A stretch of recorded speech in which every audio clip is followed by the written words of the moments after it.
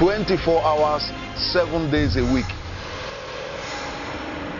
You can find your favorite program, Law and You, only on Pinnacle TV. Hello viewers, welcome to today's episode of Law and You. This is a program that looks at your legal rights and helps you to analyze them, takes your questions and your queries and your comments. And I want to thank those of you who have been calling in. Please keep your comments coming in, your questions coming in. They will obviously be addressing them as time goes on this show. Today we have a very interesting topic. My name, by the way, is Barrister Dele Igbinedion. Barrister Dele Igbinedion. Today we have a very interesting topic. We are looking at landlords and tenants. In our environment, landlords give houses to tenants and tenants take houses, but sometimes the relationship turns awry. And we want to look at the rights of landlords, the rights of tenants. What should each party do when the other one crosses the line? Okay, I'm sure you are going to enjoy it today. I'm certainly looking forward to it. Now, in the studios with me to address this topic is Barrister Charles Edore. Barrister Edore, you are welcome to the show. Thank you very much, sir. Welcome. Thank you, sir. Okay, now let's start from what is the relationship between the landlord and the tenant? What is their relationship? The relationship between the landlord and the tenants. Yes. It borders on contractual relationship that the two parties go into.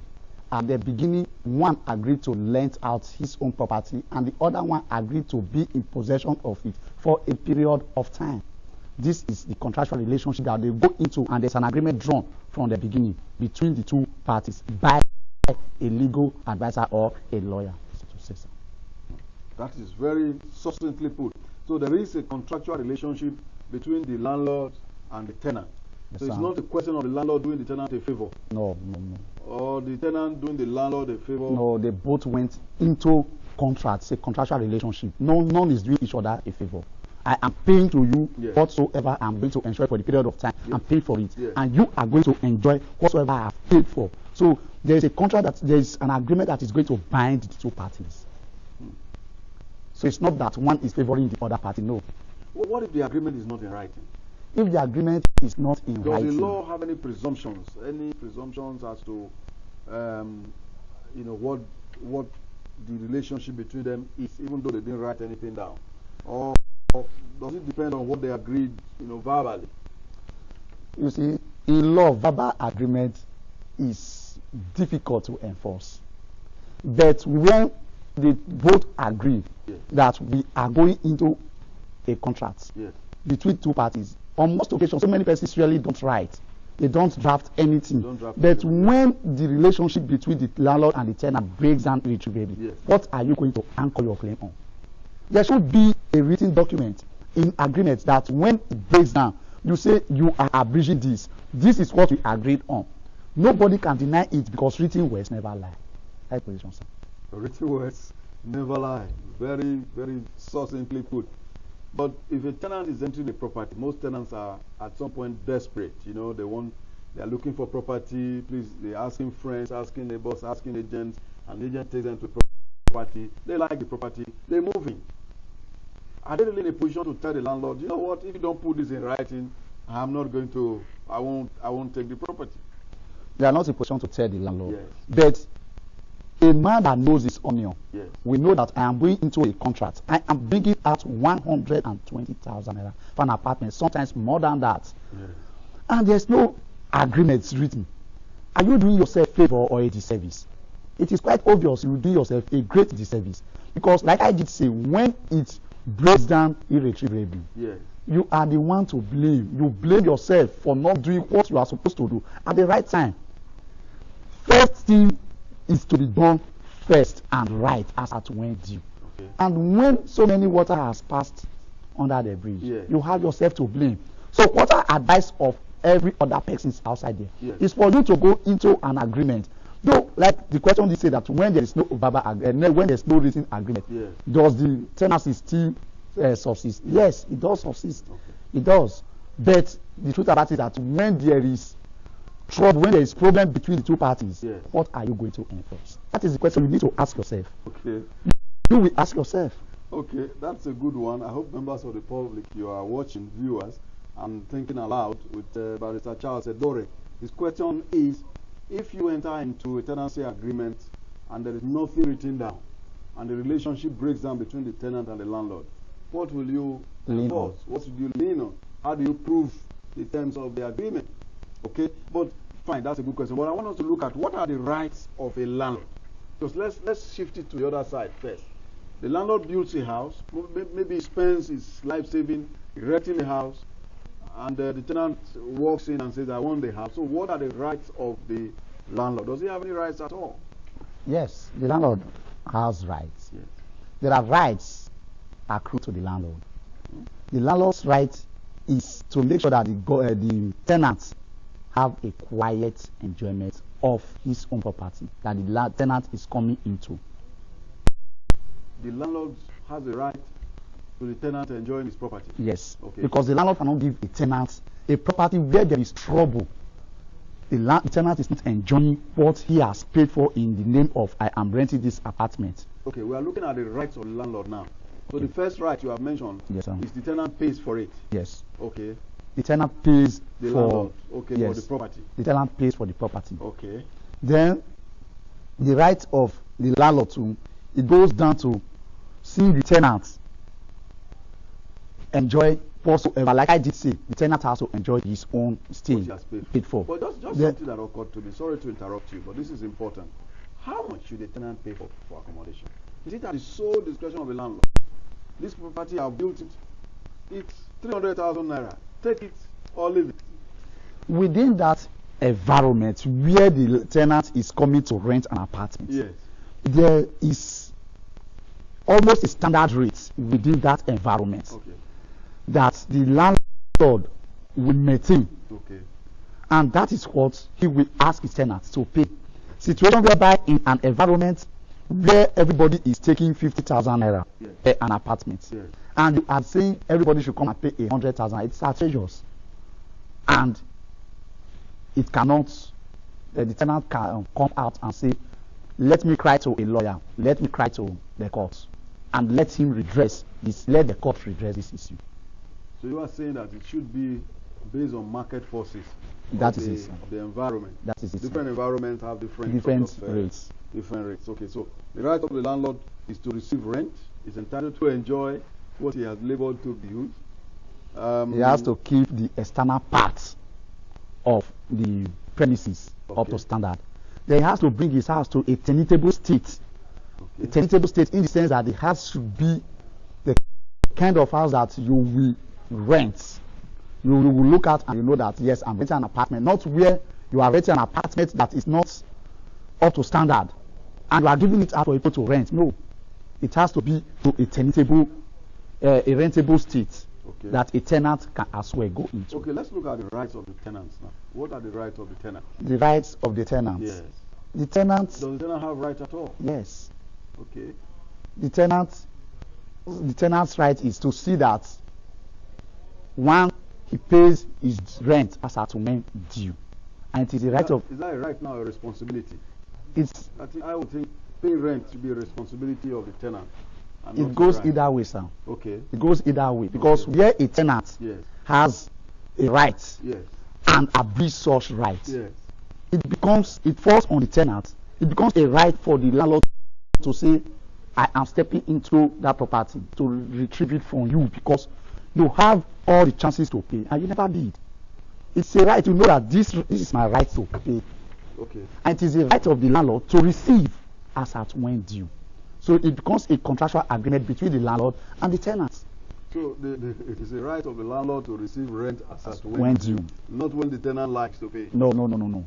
As at when due. Some tenants don't like to pay. Some tenants will say, well, they sack me from my work. I pay my children's school fees. My wife disturbed me so much, collected the money. All kinds of excuses. That is true, sir. You are saying they are not tenable.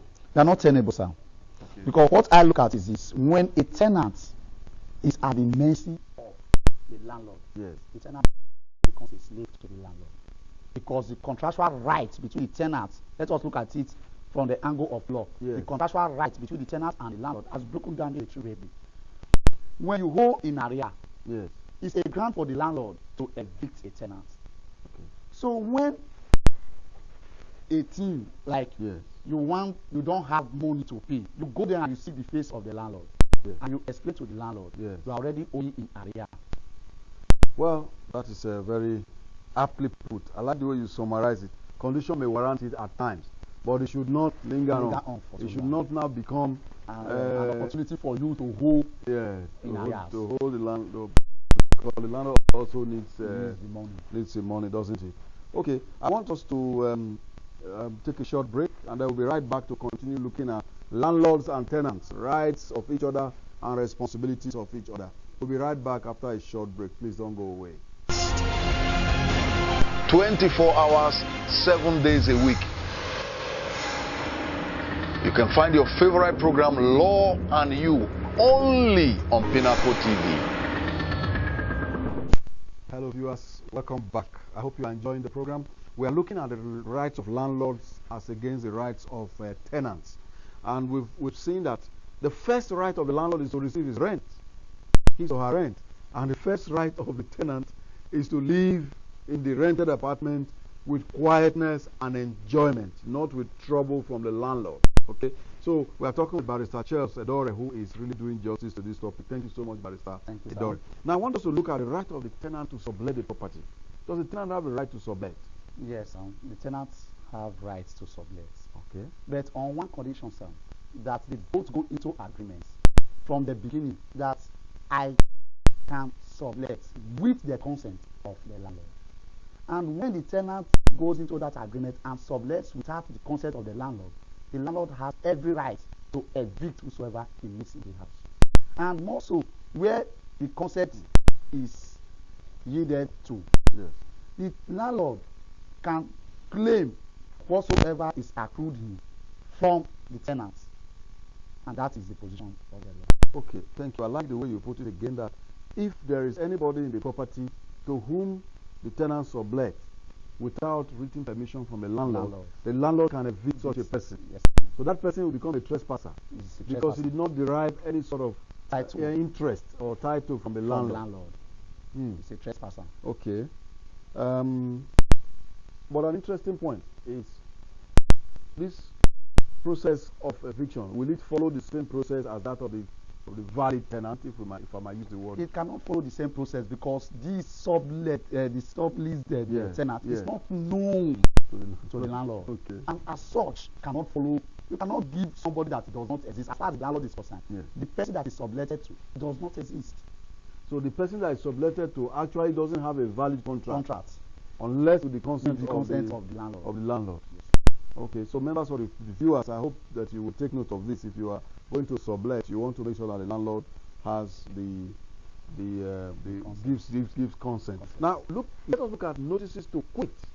This is an area of great controversy. Sometimes some landlords will give a verbal notice, I want you out of my house, I don't want you here anymore. So what is a valid notice to quit? If somebody is renting a house or a property for a year, what is the notice to quit? How long should it be? Well, down to Nigeria context, notice to quit has different areas. They have different ways. Okay. We have, like in Nigeria here, we really don't, it is not popular. Yes. And to me personally, I have not noticed it. Yes. We have something we call weekly tenant. A week tenant needs a 7 days notice to quit. Okay, but weekly tenants are not very popular in Nigeria. I've never seen. Yes, but in England, yes. Okay. I've never seen in Nigeria. But it's there in the law anyway. Yes, it's in the law. It's in the law. So weekly tenants need 7 days notice to quit. Okay. Thereafter, we have monthly tenants. Okay. A monthly tenant needs 1 month notice to quit. That's the position of the So if a tenant pays rent at the end of every month he pays rent, the landlord wants the tenant to quit, he will give that tenant one month notice to quit. Then we now have quarterly tenants. Okay. A quarterly tenant is a 3-month notice, a 3 months tenant. Okay. And that tenant needs a 3 months notice to quit. Okay. Thereafter, we still have another, a 6 months tenant. Those that pay every 6 months. Yes, but that is not new to Nigerian law. I must point it out. It's not in any of Nigerian law that you are a 6 months tenant. What we have is 1 week, 1 month, 3 months, 1 year. Okay. No 6 months. But 6 months came in, I really cannot tell how. Okay. And a 6 months notice is needed for a 6 months tenant. Okay. Then a yearly tenant needs a 6 months notice. No, say that again. A 6 months notice, a tenant that pays rent every 6 months Needs a 6 months 6 months notice. Yes, sir.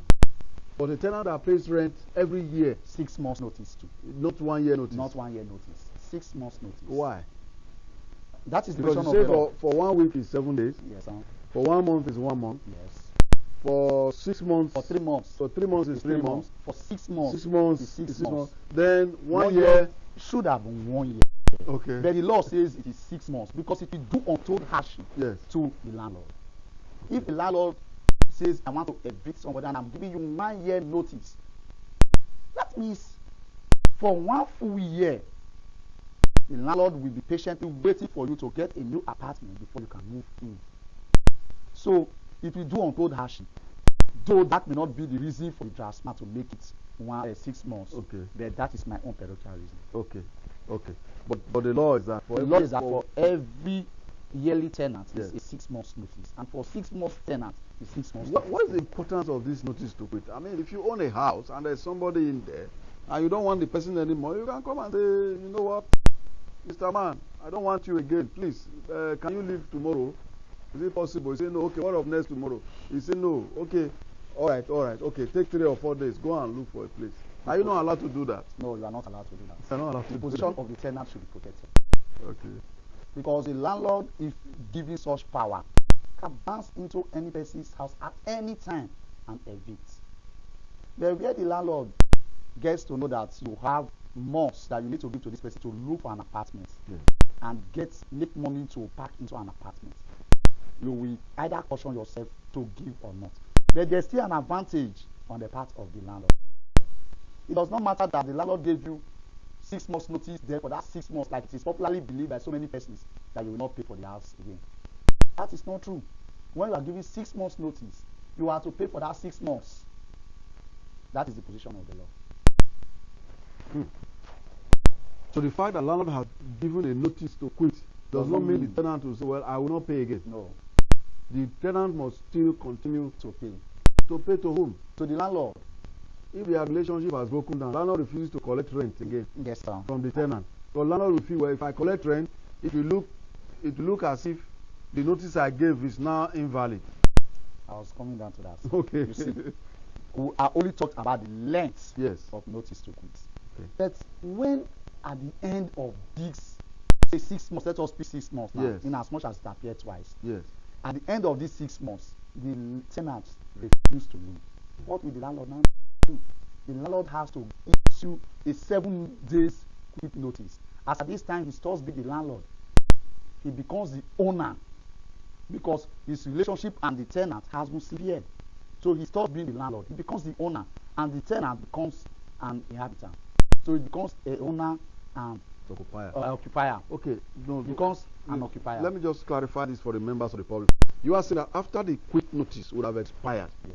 the landlord is still obliged. He cannot just go to court to recover possession. No. He cannot throw the tenant out. No. That will result to self-help. Okay. So he has to give another notice. Another notice for 7 days, making him the owner, and Okay. the tenant becomes an occupier. Okay. So it becomes. So what is the significance of this second notice now? The second notice is just to tell him that, look, mark you stop being my tenant and I'll stop being your landlord. And if after the 7 days the tenant still refuses to leave, what He will goes the to landlord? court. He goes to court. For the court to evict him. Which court? If for a commercial place, Yes. he goes to magistrate court. And for a residential place, he goes to customary court. Okay. Okay. So he cannot just take the law into his hands. No. Throw the tenant out. That becomes trespass, or that becomes self-help. Okay. If you throw the tenant out on your own, it becomes self-help, and the law frowns at it. Okay. The law does not give you such power to do it. But what will landlord do if the case goes to court and it's dragging on and on and on? Patience. Patience. The court will one day decide. Okay. But when the court decides, the money that accrued Yes. becomes immense profit that the tenant must pay your claim. Your claim it is there. So whether the court is dragging on deciding it does not matter. At the end of their decision, the tenant will pay everything that is supposed to be paid.